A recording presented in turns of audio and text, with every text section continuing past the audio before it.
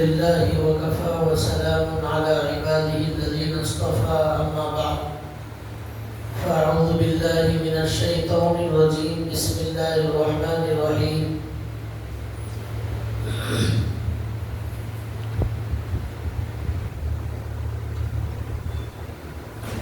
محمد رسول الله والذين معه أشداء على الكفار رحماء بينهم تراهم ركعا سجدا يبتغون فضلا من الله ورضوانا رب اشرح لي صدري ويسر لي أمري واحلل عقدة من لساني يفقهوا قولي سبحانك لا علم لنا إلا ما علمتنا إنك أنت العليم الحكيم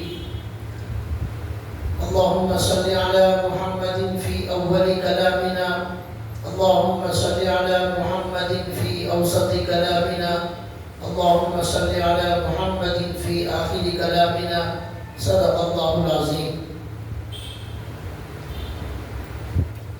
محترم دینی بھائیوں، ہمارے سامنے 4 خلفاء کا ذکر شروع کیا گیا تھا. حضرت عثمان غنی رضی اللہ تعالیٰ عنہ کے بارے میں کچھ باتیں بتائی گئی تھی. آج آپ کے سامنے ان کی زندگی کا ایک بہت دردناک اور ایک بہت ہی مظلومانہ واقعے کا آپ کے سامنے ذکر کرنا ہے، اور اس سے پہلے ان کے 2 بڑے کارناموں کا ذکر کرنا ہے. حضرت عمر رضی اللہ تعالیٰ عنہ کے بعد جیسا کہ پہلے بتایا گیا حضرت عثمان غنی کو خلافت ملی. حضرت عثمان غنی رضی اللہ تعالیٰ عنہ کا ایک بہت بڑا کارنامہ یہ ہے کہ دنیا میں قرآن کریم جو نازل ہوا تو اسے حضرت ابو بکر صدیق رضی اللہ تعالیٰ عنہ نے اپنے زمانے میں تمام صحابہ کے پاس جو الگ الگ قرآن تھا اس کو ایک قرآن میں کاغذ پر لکھ کر جمع کیا تھا. لیکن عرب کے اندر الگ الگ عربی زبان بولنے والے الگ الگ قبیلے تھے. عرب کی زبان میں بھی الگ الگ قبیلے ہونے کی وجہ سے تھوڑی تھوڑی زبان سب کی الگ الگ تھی. زبان میں تھوڑا تھوڑا فرق تھا. جیسے اردو زبان میں بھی بنگلور کی زبان الگ ہے، حیدرآباد کی تھوڑی الگ ہے، دلی لکھنؤ کی زبان الگ ہے. سب اردو ہی ہے لیکن اس میں تھوڑا تھوڑا فرق. اسی طرح ہمارے نبی صلی اللہ علیہ وسلم پر جو قرآن نازل ہوا عربی زبان میں، تو عرب کے جو لوگ تھے اس میں مکی کے جو لوگ تھے قریش، ان کی زبان تھوڑی الگ. باہر جو دیگر عرب کے قبیلے تھے ان کی زبانوں میں تھوڑا بہت فرق تھا. تو جب مسلمان بہت زیادہ تعداد ان کی بڑھنے لگی تو لوگ اپنے اپنے حساب سے قرآن کریم کو اپنی اپنی زبان میں پڑھنے لگے. عربی ہی تھی وہ لیکن تھوڑا تھوڑا فرق تھا. تو صحابہ کرام نے حضرت عثمان غنی سے کہا کہ اب لوگوں میں تعداد بڑھنے کی وجہ سے اختلاف بڑھ رہا ہے اور عربی زبان کو لے کر بعض لوگ اس طرح پڑھ رہے ہیں، بعض لوگ اس طرح پڑھ رہے ہیں. ان سب کو جمع کر کے ایک ہی قرآن کریم کو لازم کر دیا جائے اور اسی طریقے پر پڑھے. قرآن جمع تو ہو گیا ہے لیکن عربی زبان کے تھوڑے تھوڑے فرق کی وجہ سے وہاں بھی اختلاف ہو رہا ہے. وہ مسجد میں اس طرح قرآن پڑھا جاتا ہے، فلاں مسجد میں اس آیت کو اس طرح پڑھا جاتا ہے. جیسے مثال دیتا ہوں، تعلمون اسے عرب کے بعض قبیلے والے تعلمون پڑھتے تھے، تا پر زبر کی بجائے زیر پڑھتے تھے. معنی میں کوئی فرق نہیں آتا لیکن پڑھنے کا جو انداز ہے وہ تھوڑا سا بدل جاتا تھا. اسی طرح حتی حین، ہاں سے ہے دونوں جگہ. بعض عرب کے قبیلے عین سے پڑھتے تھے، حتی عین پڑھتے تھے. تو یہ تھوڑا تھوڑا فرق ہونے لگا. بعض عرب کے لوگ قرآن کریم میں ایک آیت ہے فتبینوا، اس کو بعض لوگ پڑھتے تھے فتثبتوا، اس طرح پڑھتے تھے. تو یہ چھوٹا موٹا فرق کہیں ایسا نہ ہو کہ بعد میں جا کر بہت بڑا فرق ہونے لگے اور لوگوں میں اختلاف ہونا شروع ہو جائے. اور یہودیوں نے جس طرح قرآن کریم ان کی کتاب کو بدل دیا توریت کو، اس طرح قرآن میں نوبت نہ آ جائے. تو حضرت عثمان غنی رضی اللہ تعالیٰ عنہ نے 4 صحابہ اکرام کو ذمہ داری دی اور تمام لوگوں کے عربی زبان کو جان کر ان کے پڑھنے کے اور لکھنے کے انداز کو دیکھ کر قرآن کریم کے نسخے تیار کرائے. اس میں لکھنے کا انداز کیا ہونا چاہیے، کون سی زبان کو رکھا جائے، کس طریقے کو نکال دیا جائے، یہ سب کام کر کے ایک قرآن کریم انہوں نے مکمل بنا دیا. اور کہا کہ مکے میں جو قریش ہیں ان کی زبان پر قرآن نازل ہوا ہے، تو لہذا اسی طریقے پر پڑھا جائے گا. اس طرح انہوں نے قرآن کریم جمع کیا. انہوں نے پھر پورے عرب ملک میں اور اسلامی مملکتوں میں یہ اعلان کرا دیا کہ بقیہ سارے قرآن کے نسخے جلا دیے جائیں. اب یہ جو نسخہ تیار ہوا ہے، صحابہ اکرام بھی مدینے میں موجود تھے، سب کے مشورے سے تیار ہوا، اس کو سارے اسلامی ملک کے اندر نافذ کر دیا. یہ ان کا ایک بہت بڑا کارنامہ. دوسرا ان کا ایک کارنامہ یہ تھا کہ یہ جو جمعہ کے دن اذان ہوتی ہے، امام صاحب ممبر پر بیٹھتے ہیں، عربی خطبہ دیتے ہیں، اور یہ جو عربی خطبے سے پہلے اذان ہوتی ہے، اللہ کے نبی کے زمانے میں ایک ہی اذان ہوتی تھی، 2 اذانیں جمعہ میں نہیں ہوتی تھی.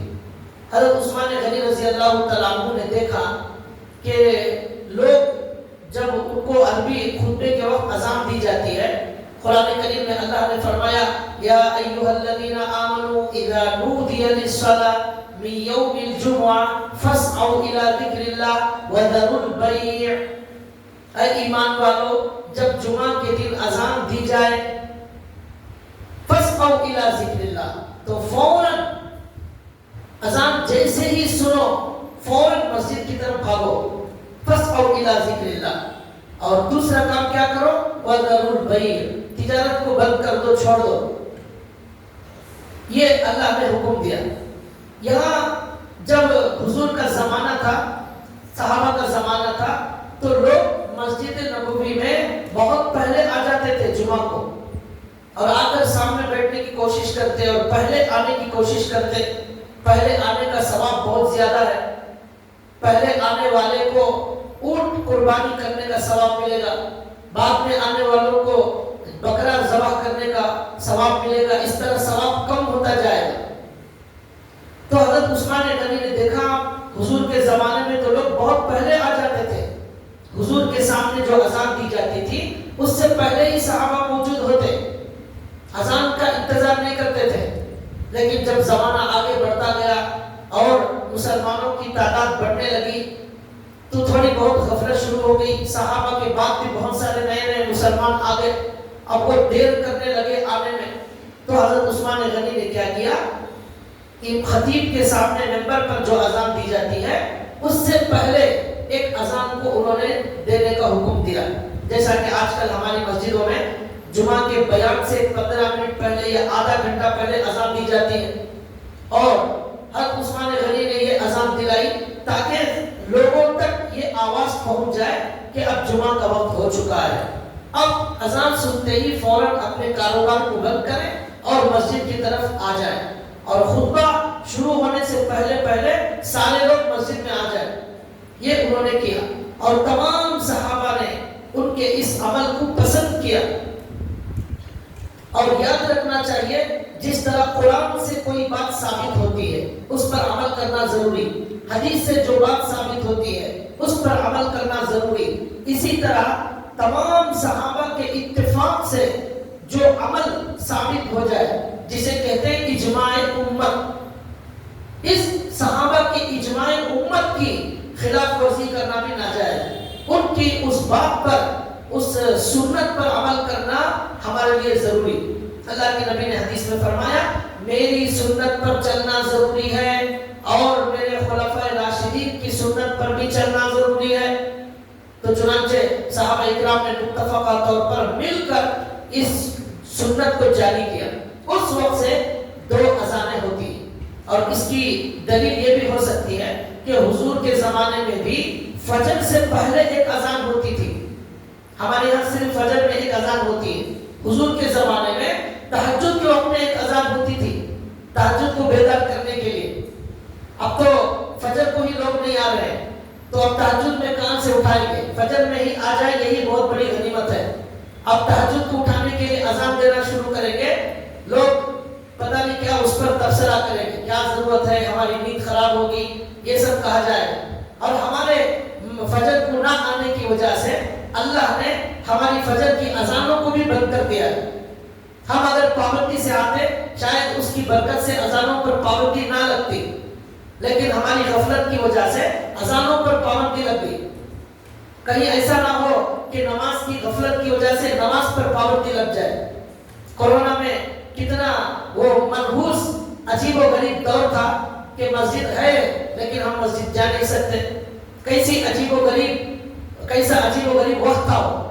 تو اس لیے جو نعمت ہمیں ملی ہے اس کی ہم قدر کریں اور اس کی پابندی کریں. جب نعمت کی قدر نہیں ہوتی وہ نعمت چھین لی جاتی ہے. تو لہذا حضرت عثمان غنی نے دوسری پہلی اذان شروع کی. اب ساری دنیا کے علماء اور صحابہ کا یہ اتفاق اور فیصلہ ہے کہ تمام مسلمانوں پر واجب اور ضروری ہے کہ جیسے ہی پہلی اذان دی جائے جمعہ کے دن, اس پہلی اذان کے بعد کاروبار کرنا حرام اور ناجائز ہے, گناہ ہے, تجارت نہیں کر سکتے. لیکن اکثر مسلمانوں کا حال یہ ہے پہلی اذان پر فوراً دکان بند کر کے اپنا کام بند کر کے مسجد کو آنے کی بالکل کوشش نہیں کرتے. اور بعض لوگ بہت چالاکی کرتے ہیں, اپنی دکان میں کسی غیر مسلم کو بٹھا دیتے ہیں, وہ کاروبار کر رہا ہے, یہ سمجھتے ہیں کہ ہم تو کاروبار نہیں کر رہے ہیں, ہمارا غیر مسلم دکان چلا رہا ہے, دکان چلتی رہے تاکہ 1-2 گھنٹے میں کاروبار پر نقصان نہ ہو جائے. اس کا جواب یہ ہے کہ یہودیوں نے بھی ایسی چالاکی کی تھی. یہودیوں نے کیا کیا؟ اللہ نے کہا تھا ہفتے کے دن مچھلی پکڑنا حرام, تو وہ لوگ کیا کرتے تھے جمعہ کے دن شام میں مچھلی میں جال بچھا دیتے تھے, تالاب میں جال بچھا دیتے تھے, ہفتے کے دن نہیں پکڑتے تھے. اتوار کے دن صبح میں اس جال میں جو مچھلیاں پھنسی ہوتی ان کو آ کر اتوار کے دن پکڑتے. تو یہ کہتے ہفتے کے دن ہم نے کہاں پکڑا, ہم تو صرف جال بچھائے. اللہ نے اس چالاکی کی وجہ سے ان میں سے جو لوگ یہ حرکت کر رہے تھے ان کو بندر اور خنزیر بنا دیا. اللہ نے سور کی شکل میں ان کی چہرے بدل گئے. تو چالاکی ہماری اللہ کے سامنے چلنے والی نہیں ہے. یہ اللہ تعالیٰ ہمارے دلوں کے رازوں سے واقف ہے. علیم بذات الصدور, کون کیا سوچ رہا ہے, کون کیا کر رہا ہے, کس کے دل میں کیا جذبہ ہے, سب اللہ کو معلوم. اللہ کہتے ہیں اس کے دل میں جو وسوسے آتے ہیں وہ آنے سے پہلے اللہ کو معلوم ہو جاتا ہے. یعلم السر واخفى, اللہ دل کے راز کو بھی جانتے ہیں, راز سے بھی زیادہ مخفی چیز کو اللہ جانتے ہیں. راز سے مخفی چیز کیا ہے؟ ہمارے دل میں آنے سے پہلے اللہ اس خیال کو جان لیتے ہیں. تو اللہ کے سامنے یہ چالاکیاں کریں گے, بہت بڑا وبال آئے گا. ہمارے نبی صلی اللہ علیہ وسلم کے صدقے میں اس امت پر ایسے عذابات نہیں آتے. پہلے زمانے میں امت اس طرح چالاکی کرتی, چہرہ بندر کا بنا دیا جاتا اور عجیب و غریب عذابات موسیٰ علیہ السلام کے قوم پر آئے. خون کا عذاب آیا, پورے برتن میں پانی پیتے, پانی جو ہے خون میں بدل جاتا تھا, ایسا عذاب آیا. اور مینڈک کا عذاب آیا, کھانے کے برتن میں مینڈک, بستروں پر مینڈک, اور کہیں بھی جاؤ ہر جگہ مینڈک ان کے کپڑوں میں سب گھس جاتے تھے. یہ سب بنی اسرائیل پر عذابات آئے. اسی طرح جوؤں کا عذاب آیا, ان کے پورے بدن میں جوئیں بھر جاتی تھی. اس طرح کے عجیب و غریب عذابات آئے. تو ہمارے نبی کے صدقے میں ہمارے نبی نے دعا کی, ان کی دعا کے صدقے میں اس امت پر ایسے عذابات نہیں آتے. لیکن اس کا مطلب یہ ہے کہ ہمیں ڈھیل دی جا رہی ہے اور ہمارے کرتوتوں کی سزا کہیں ایسا نہ ہو سب ملا کر ہمیں آخرت میں دی جائے. ان کو تو یہاں دے دی گئی, لیکن آخرت کی جو سزا ہے وہ دنیا سے بھی زیادہ ذلیل کرنے والی سزا ہے. آخرت آخرت میں. تو میرا بتانا یہ تھا کہ آج مسلمانوں کا ایک بہت بڑا طبقہ ہر مسجد کے اندر ایسا معمول انہوں نے بنا لیا ہے کہ پہلی جمعہ کے بعد وہ مسجد کی طرف نہیں نکلتے، اپنے دکانوں میں اپنے کاروبار میں مصروف رہتے ہیں. کم سے کم جمعہ کا ایک دن ہمیں جو ہے پابندی سے یہ کرنا چاہیے کہ ہم مسجد کو جلد از جلد پہنچنے کی کوشش کریں. شروع سے ہی ہم بیان سنیں، کسی بھی مسجد میں نماز پڑھیں، ہر جگہ جو بھی عالم بیان کرتے ہیں وہاں جا کر پہلے سنیں. شیطان پورا ہفتہ ہمارے پیچھے محنت کرتا ہے، ہمیں بے نمازی بناتا ہے، ہمارے سے جھوٹ بولنے کراتا ہے، بہت سارے گناہ کراتا ہے. یہاں اللہ کے گھر میں بیٹھ کر قرآن کی باتیں، حدیث کی باتیں، دین کی باتیں سنیں گے، ہمارے دل کے اندر ایمان تازہ ہوگا، عمل کرنے کا جذبہ پیدا ہوگا. اس لیے ہمیں یہ کوشش کرنا چاہیے. لیکن یہ بہت بڑا گناہ ہے جس میں لوگ مبتلا ہیں کہ دکان یا تو بند نہیں کرتے یا کسی غیر مسلم کو بٹھا دیتے ہیں. اللہ نے قرآن میں صاف کہا وَذَرُوا الْبَيْعَ، تجارت کو چھوڑو، بند کرنے کا تجارت کو حکم دیا گیا. لیکن ہم 1-2 گھنٹے کے لیے بھی بند کرنے تیار نہیں. تو بھائیو، حضرت عثمان غنی رضی اللہ تعالیٰ عنہ نے یہ سنت شروع کی، پہلی اذان کی. تمام صحابہ نے، پوری امت نے اس کو قبول کیا. اب مجھے اصل جو بات بتانا ہے حضرت عثمان غنی رضی اللہ تعالیٰ عنہ کے بارے میں، ان کی شہادت کا قصہ بتانا ہے. ہم میں سے بہت سارے لوگ ایسے ہیں جو حضرت عثمان غنی رضی اللہ تعالیٰ عنہ کی شہادت کو جانتے بھی نہیں ہیں. حضرت امام حسین کو کربلا میں شہید کیا گیا. ہمیں معلوم ہے پوری دنیا اس کا رونا روتی ہے اور اس کا درد محسوس کرتی ہے. لیکن حضرت عثمان غنی رضی اللہ تعالیٰ عنہ کی شہادت، حضرت امام حسین کی جس طرح کربلا میں شہادت ہوئی، ویسے ہی حضرت عثمان غنی کی بھی شہادت ہوئی. لیکن ہم میں سے بہت سارے لوگ نہیں جانتے حضرت عثمان غنی رضی اللہ تعالیٰ عنہ کو مدینے کے اندر، حضرت عثمان غنی مدینے میں موجود ہیں، مدینے کے اندر گھس کر دشمنوں نے شہید کیا. بڑا عجیب و غریب دردناک واقعہ ان کی زندگی کے اندر پیش آیا. حضرت امام حسین کو تو کربلا میں بلایا گیا، میدان کربلا میں جہاں صحابہ موجود نہیں تھے، میدان میں بلا کر دشمنوں نے قتل کیا. لیکن یہاں حضرت عثمان غنی کو مدینے کے اندر گھس کر، مدینے میں آ کر دشمنوں نے مدینے کے اندر قتل کیا. ہمارے نبی صلی اللہ علیہ وسلم کے روزے کے قریب میں حضرت عثمان غنی کو شہید کیا. 12 سال تقریباً حضرت عثمان غنی نے حکومت کی اور خلافت کا بوجھ انہوں نے سنبھالا. اس کے باوجود ان کو بہت ہی دردناک طریقے سے لوگوں نے شہید کیا اور قتل کر دیا.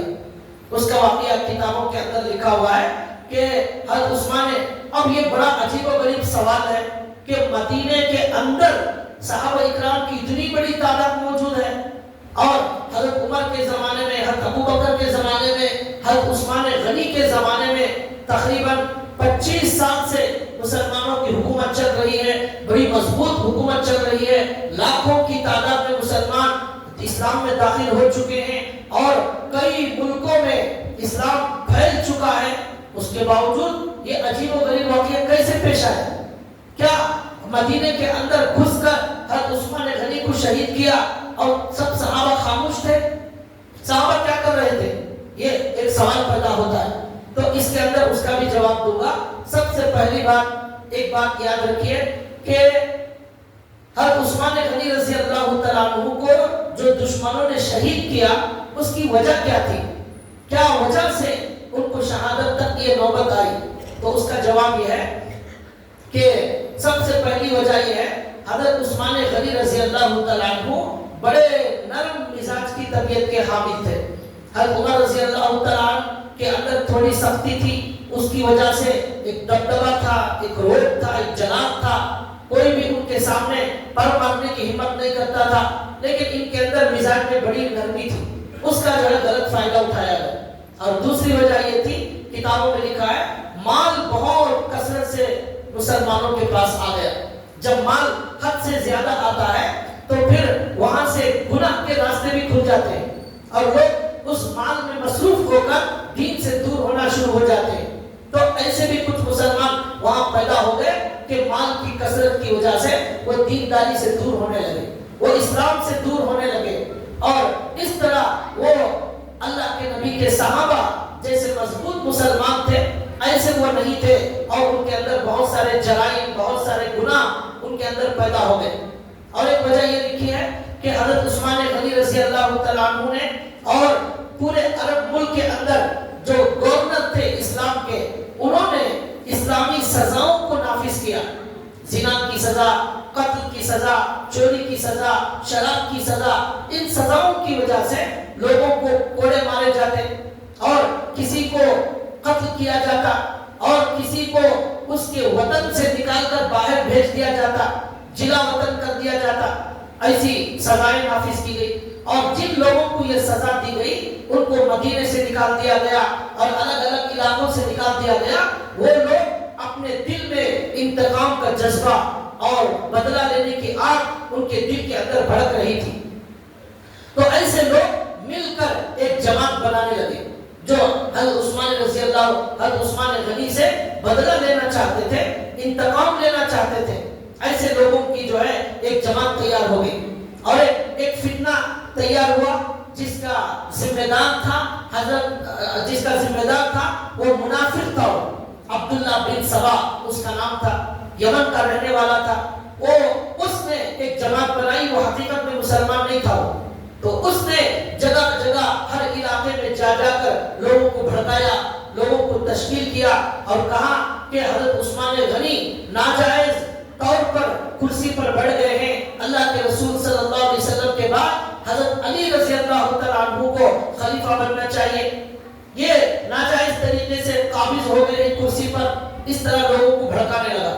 اس طرح دل میں کچھ لوگ منافق بن گئے تھے، کچھ لوگ الٹے سیدھے مسلمان تھے، اور جو نئے نئے اسلام میں آئے تھے، ایسے سب لوگوں نے مل کر ایک بہت بڑی جماعت بنائی، اور ہر جگہ یہ لوگ فساد کرنے لگے، شر پھیلانے لگے، حضرت عثمان غنی کے خلاف آواز بلند کرنے لگے، ان کو حکومت چھوڑنے، خلافت کی کرسی چھوڑنے کا نعرہ لگانے لگے۔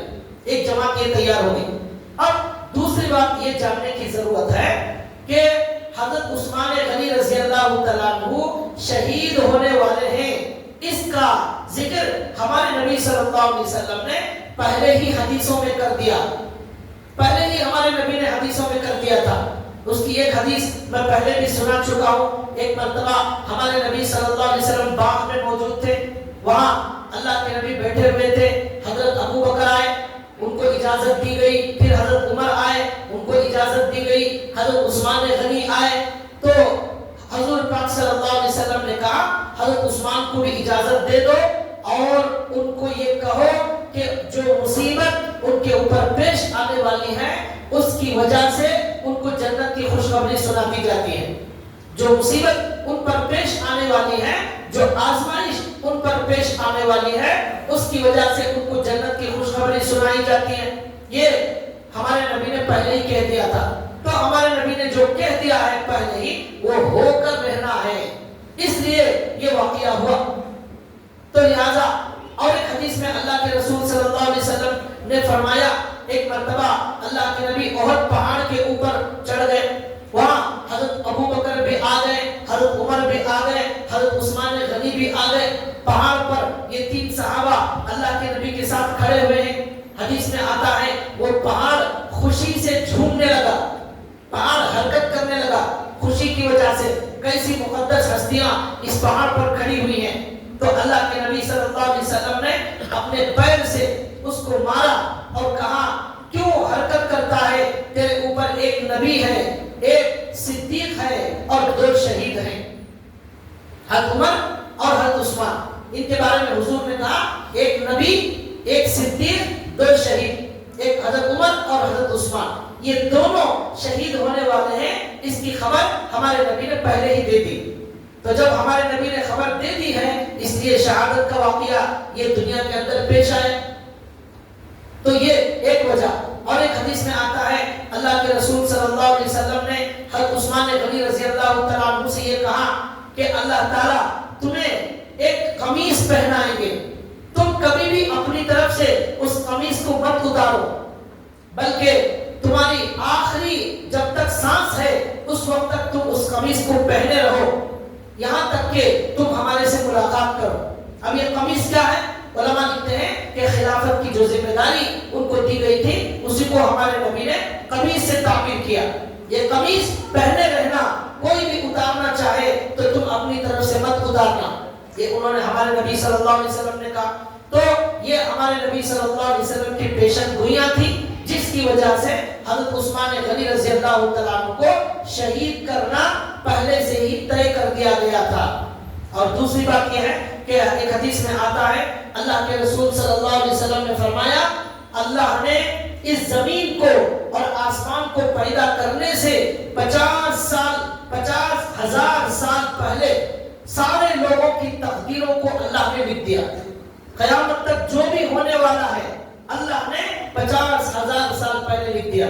اس میں کون کب مرنے والا ہے، کون کب پیدا ہونے والا ہے، کس کی زندگی میں کتنا رزق ہے اور کس کی زندگی میں کیا خوشی، کیا غم، کیا نفع، کیا نقصان، سب کچھ اللہ نے 50,000 سال پہلے لکھ دیا.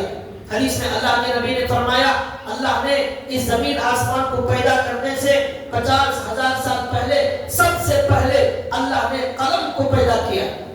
قلم کو پیدا کیا. قلم سے اللہ نے کہا لکھو. اس قلم نے کہا کیا لکھو؟ اللہ نے کہا جو بھی قیامت تک ہونے والا ہے وہ سب لکھو. تو وہ قلم لکھنے لگا اللہ کے حکم سے. وہ قلم لکھنے لگا جو کچھ قیامت تک ہونا ہے وہ سب اللہ نے لکھ دیا. یہ سب تقدیر کے اندر لکھا ہوا ہے. ہمارا ایمان تقدیر پر ہے. ہم ایمان لاتے ہیں تقدیر پر. جو بھی اچھا برا ہونے والا ہے وہ سب اللہ کے علم میں ہے، اس لیے ہم اس پر ایمان لاتے ہیں. تو یہ تقدیر کے اندر لکھا ہوا ہے.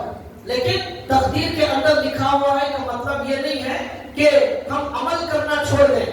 ایک صحابی نے پوچھا یا رسول اللہ جب تقدیر میں سب کچھ لکھا ہوا ہے، ہم جہنم میں جائیں گے یا جنت میں جائیں گے، نیک ہوں گے یا برے ہوں گے، سب لکھا ہوا ہے، تو عمل کرنے کی کیا ضرورت ہے؟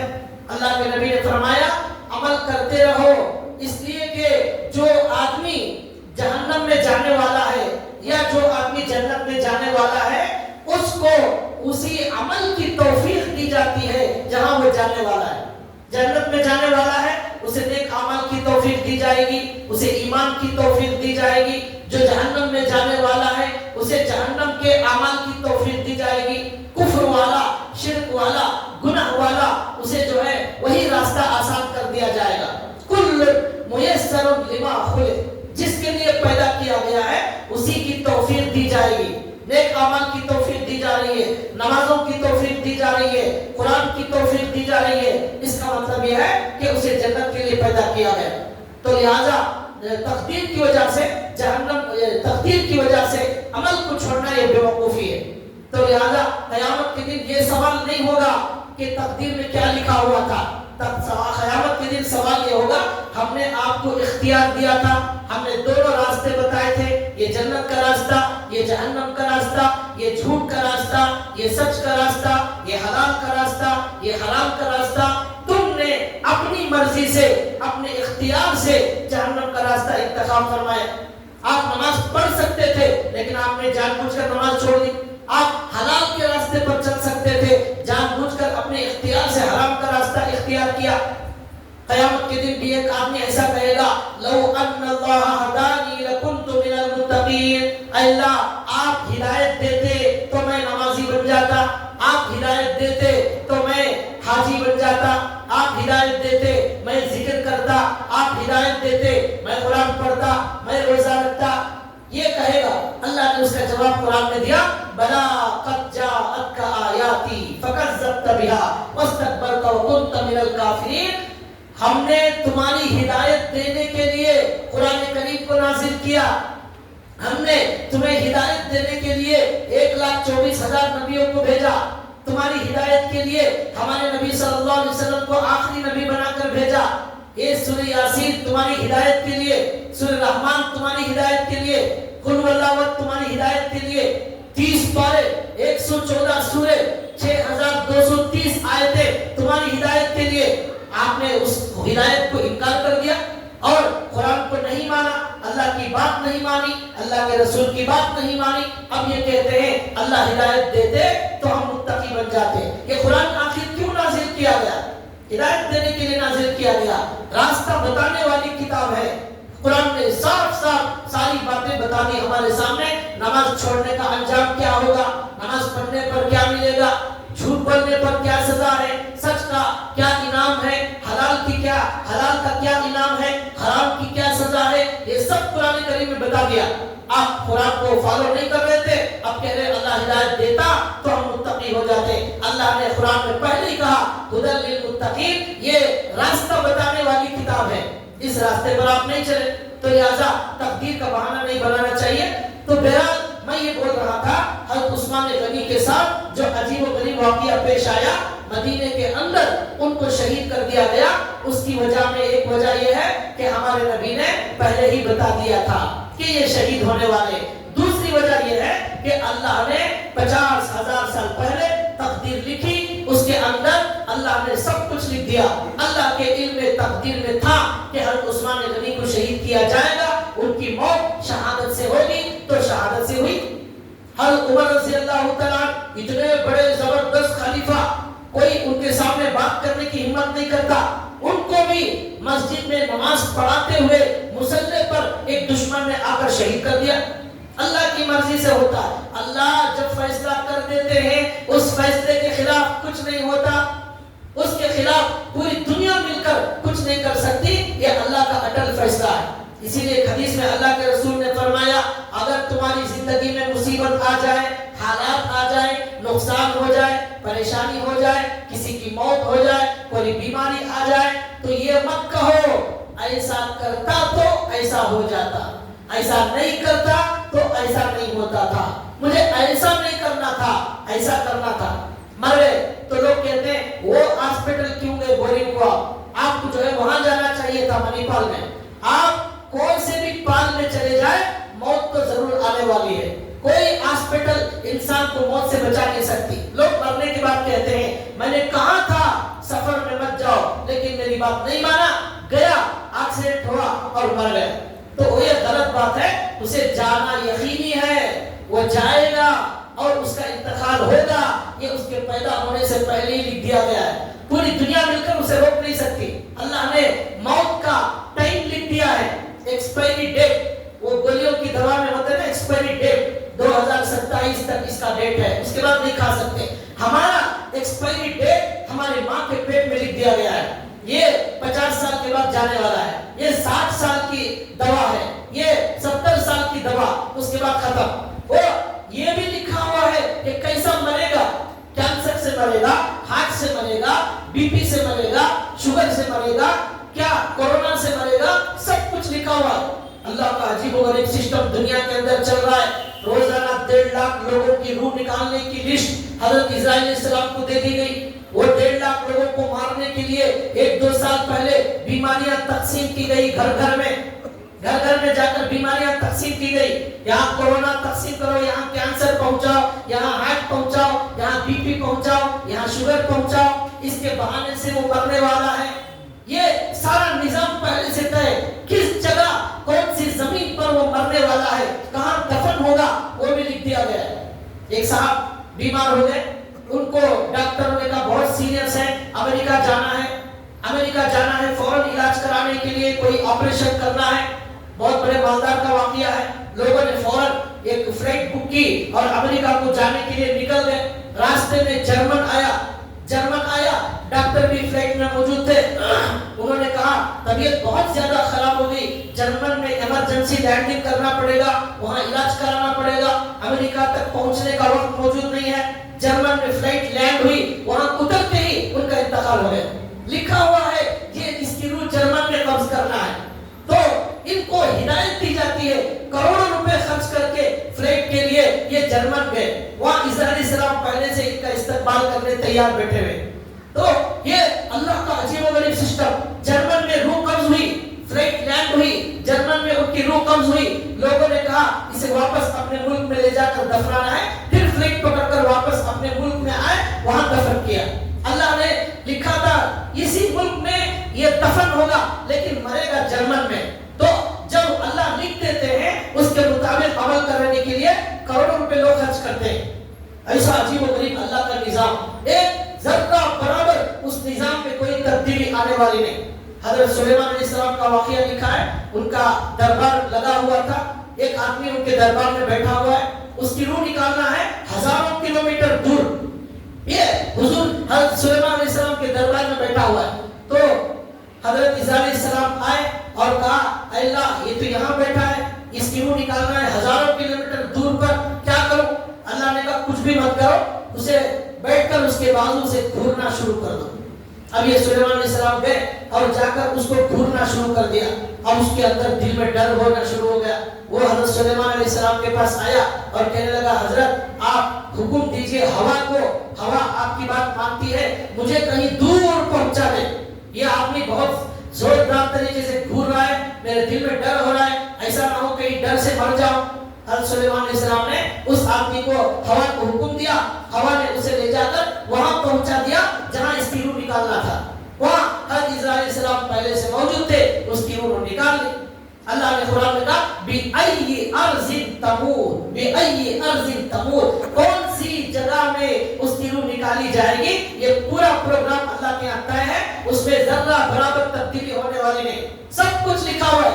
اس لیے جن لوگوں کی زندگی میں مصیبت آتی ہے ان کو قرآن نے کہا یہ کہو اِنَّا لِلَّهِ وَإِنَّا إِلَيْهِ رَاجِعُونَ, ہم اللہ ہی کے ہیں, اللہ ہی کی طرف واپس جانے والے ہیں, ہمارے ہاتھ میں کچھ نہیں ہے, ہمارے اختیار میں کچھ نہیں ہے. جو ہونا ہے وہ ہو کر رہے گا. جب مصیبت آ جائے صبر کرو, جب نعمت مل جائے شکر ادا کرو, اسی طرح زندگی گزارتے رہو. اور ہمیشہ خوش رہنے کا ایک فارمولا یہ ہے, یہ سمجھ لیا جائے اللہ نے جتنی روزی دیا ہے میں اس کا بھی مستحق نہیں تھا, میں تو بڑا گنہگار ہوں, اتنی بھی روزی جو مل رہی ہے وہ اللہ کا کرم ہے.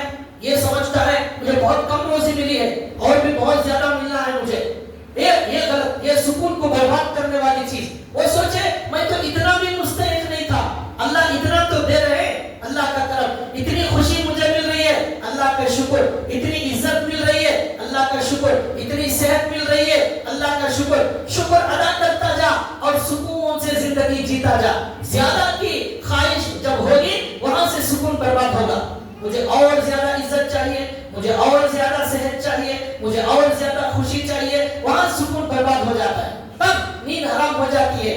میں یہ سوچے ارے اللہ نے مجھے جتنا خوش رکھا ہے, کروڑوں لوگوں کو اتنی بھی خوشی نہیں ہے دنیا میں, کروڑوں بھیک مانگ کر زندگی گزار رہے ہیں, کروڑوں لوگوں کے پاس روٹی نہیں ہے, کسی کے پاس پانی نہیں ہے. اللہ نے مجھے پانی دیا, اللہ نے مجھے بھوکا نہیں رکھا, اللہ نے مجھے لنگڑا نہیں بنایا, اللہ نے مجھے اندھا نہیں بنایا, اللہ نے میرے دل کو مضبوط بنایا.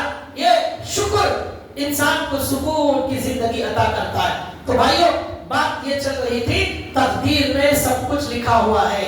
حضرت عثمان غنی رضی اللہ تعالیٰ عنہ کے بارے میں بھی یہ لکھا ہوا تھا, وہ شہید ہوں گے اس لیے شہید ہوئے, لیکن بڑا زبردست مظلومانہ ان کی شہادت اس لیے ہوئی, مدینے میں گھس کر کئی ہزار لوگ, 4000 دشمن مدینے کے اندر گھس گئے. اور اللہ کے اور ایک وجہ یہ بھی تھی ان کی شہادت کی, 4000 دشمن مدینے کے اندر آ گئے حضرت عثمان کو شہید کرنے کے لیے. اور صحابہ اکرام نے کہا, ان سے کہا کہ آپ اجازت دیں, ہم ان کے ساتھ جنگ کرنے تیار ہیں, ان کو مار کر بھگانے تیار ہیں. لیکن حضرت عثمان غنی نے کہا اللہ کے رسول صلی اللہ علیہ وسلم اور حضرت ابو بکر, حضرت عثمان, حضرت عمر, انہوں نے کسی بھی مسلمان کا خون نہیں بہایا.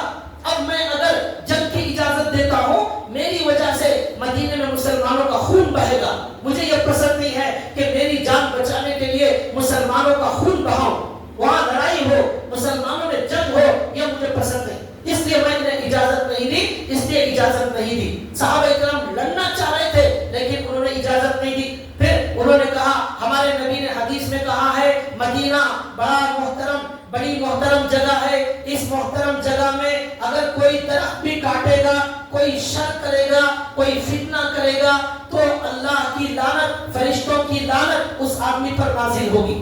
تو انہوں نے کہا درخت کاٹنا بھی مدینے کے اندر منع ہے, میں اجازت دے دوں, خون بہایا جائے گا, اس کی وجہ سے فتنہ ہوگا اور میرے اوپر اللہ اور فرشتوں کی لعنت ہوگی, اس لیے میں یہ کام نہیں کر سکتا.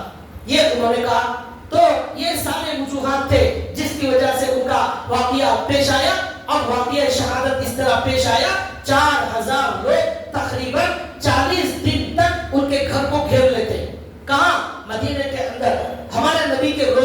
بازو میں 40 دن تک ان کو گھیر لیا گیا اور لکھا ہے کہ ان پر پانی بند کر دیا گیا. پانی پینے کے لیے موجود نہیں تھا. جیسے کربلا میں پانی بند کر دیا گیا اس طرح یہاں پر حضرت عثمان غنی کو پر پانی بند کر دیا گیا اور ان کو مسجد نماز پڑھنے جانے سے روک دیا گیا. انہوں نے لوگوں کے سامنے تقریر کی اور کہا اے لوگوں جو مجھے قتل کرنے آئے ہو سنو, میں وہ عثمان ہوں جو مدینے کے اندر لوگوں کے پاس پینے کا پانی موجود نہیں تھا, میں نے ایک کنواں خرید کر مسلمانوں کے لیے وقف کیا. میں وہ عثمان ہوں, تم مجھے قتل کرنا چاہتے ہو.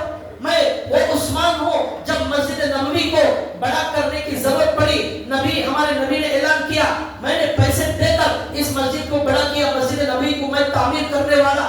مجھ پر تم وہ پانی بند کر رہے ہو جو پانی میں نے وقف کیا ہے, جو کنواں میں نے وقف کیا وہ پانی آج مجھ پر بند کر دیا.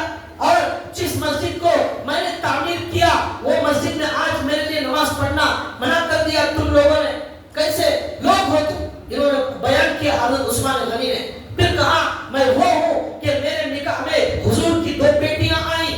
میں وہ ہوں, میں نے زندگی میں اسلام سے پہلے یا اسلام کے بعد کبھی میں نے زنا نہیں کیا, کبھی میں نے چوری نہیں کی, کبھی میں نے گانا بجانا نہیں کیا اسلام سے پہلے اور اسلام کے بعد. یہ ہاتھ, جس ہاتھ کو میں نے حضور سے ہاتھ ملایا بیعت کی تھی, اس ہاتھ کو کبھی میں نے اپنی شرمگاہ پر بھی ہاتھ نہیں لگایا. ایسی حیادار میں نے زندگی گزاری ہے. یہ انہوں نے اعلان کیا لیکن اس کا کوئی اثر ان دشمنوں پر نہیں پڑا. ایسا ہوا. اب یہ ان کے گھر کا ایک پیچھے کا دروازہ تھا, چھوٹا دروازہ, وہاں سے ایک فقیر کے پاس سے پانی مانگ کر حضرت عثمان غنی پی لیا کرتے تھے. یہ نوبت آئی, حضرت علی کو معلوم ہوا, انہوں نے کچھ پانی کا انتظام کیا. خواب میں دیکھا ہمارے نبی محمد رسول اللہ صلی اللہ علیہ وسلم خواب میں آئے اور حضرت عثمان غنی سے کہا کیا ہوا, اگر تم چاہتے ہو تو فتح ہو جائے گی, اگر تم چاہتے ہو آ جاؤ ہمارے پاس, آ جاؤ افطار کرنے کے لیے ہمارے پاس آ جاؤ. جس دن شہادت ہوئی اس دن روزے سے تھے, روزہ رکھے ہوئے تھے. خواب میں حضور نے کہا چاہو تو فتح ہو جائے, چاہو تو ہمارے پاس آ کر افطار کر لینا, اب وہاں افطار مت کرنا, ہم انتظار کر رہے ہیں آپ کا. یہ حضور نے خواب میں کہا. اور اس کے بعد جس دن ان کو شہید کیا گیا حضرت عثمان غنی روزہ رکھے ہوئے تھے اور قرآن کریم بیٹھ کر پڑھ رہے تھے. اس موقع پر دشمنوں نے پہلی تلوار کا وار کیا. ان کی بیوی سامنے آ گئی, ان کی بیوی کی ساری انگلیاں کٹ گئی. ان کی بیوی نے روتے ہوئے کہا جس آدمی کو تم قتل کرنا چاہتے ہو یہ وہ شخصیت ہے جو روزانہ رات میں ایک قرآن کریم تہجد میں مکمل کر دیتے ہیں.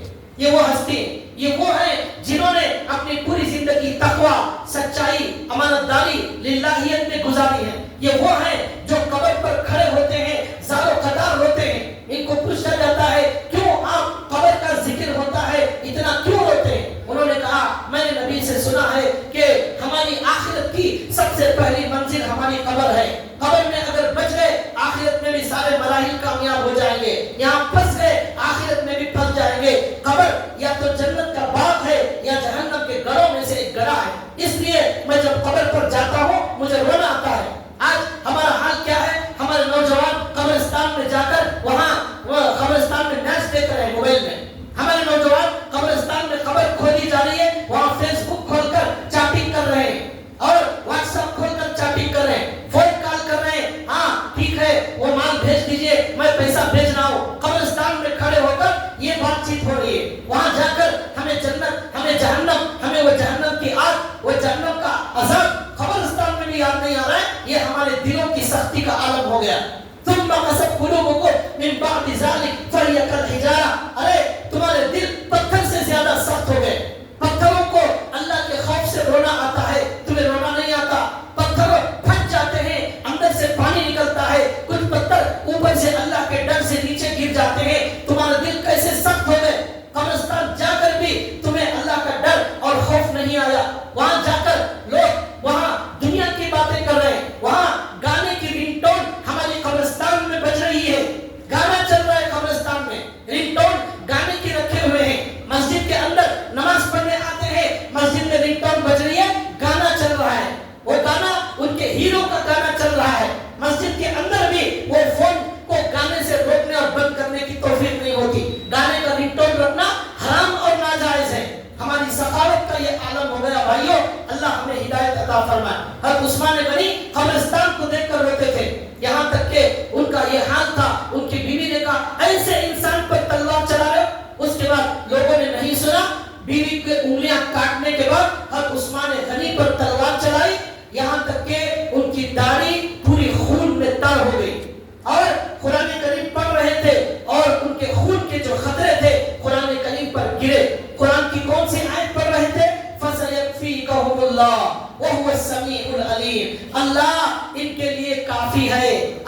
سننے اور جاننے والا ہے. یہ آیت پڑھ رہے تھے, اس آیت پر خون کے قطرے گرے, وہی ان کی شہادت ہو گئی. یہ اس طرح ان کی مظلومانہ شہادت تھی, لیکن آخری وقت تک بھی وہ شہید ہونا انہوں نے گوارا کر لیا. لیکن اسلام کے لیے جینا, اسلام کے لیے مرنا, حق پر ڈٹے رہنا, اور کسی بھی سلسلے میں انہوں نے دشمنوں سے کوئی کمپرومائز نہیں کیا. ہمارے نبی نے ان کو خوشخبری سنائی تھی جنت کی, اور ہمارے نبی نے ان کو افطار کی دعوت دی تھی. اس طرح یہ شہادت کا عجیب و غریب واقعہ ان کی زندگی میں پیش آیا. اللہ سے دعا ہے اللہ تعالیٰ ان کی اچھی صفات ہمارے اندر بھی پیدا فرمائے. ان کے اندر کا جو قبر کا ڈر تھا اللہ ہمارے اندر پیدا فرمائے, ہمارے اندر بھی وہ صفات اللہ پیدا فرمائے. وآخر دعوانا ان الحمد للہ رب العالمین.